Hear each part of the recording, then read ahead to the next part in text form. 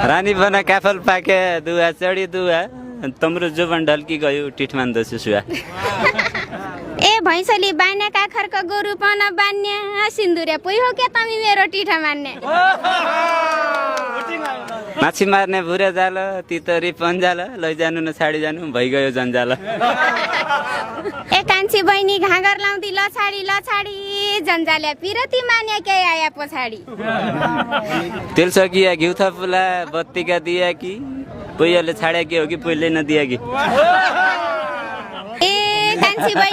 कान्छी बहिनी रुमाल धुनी कर्णाली तिरथी आसम्म पाए कि छैन मन मिल्दो पिरथी अछाम राम्रा रामा रोशन दैले सुरी डोटी क्याकीलाई माइतौडी बसा कहिले छौ कि खोटी धनगढी बसाइ हो मेरो घर त मेरो डोटी भरियाको जोबन छ क्या देखा त खोटी बौनिया भेट भयो आज हरूलाई मन पडी सुवासँगै बाइजाने हो म पनि धनगढी ए ठाडो दुनो दै चौलोको केलाडीका पात खेल खेल्नु यत्तिकै रला हट बाइजाउ साथ पाकी जा ताखमारी धान भाउलाको ब्याहरू सुवा त बाइजाउ प भनि नजाइ पग्याहरू आज बौनिया हाट बजार पडी गया फेला अहिले मेरा लाइनमा आया अछामीका चेला हाँसीले चौलाका बन बन्चरी गा होला अछामीका फेला पढे तै पछि थाहा होला ए खाया पन तितै हुँदो करेली कि बेली म पन कम्तै कि छैन डोट्याला कि चेली कोही कोही गर केही माल्छ कि पुराना पुस्ताको कहाँबाट गौडा भेट भयो दुई उस्ताको चल्लो मारी फाली गयो कहाँ गयो सिकारी साइपनर भएका रहेछौ फिर्तीका भिकारी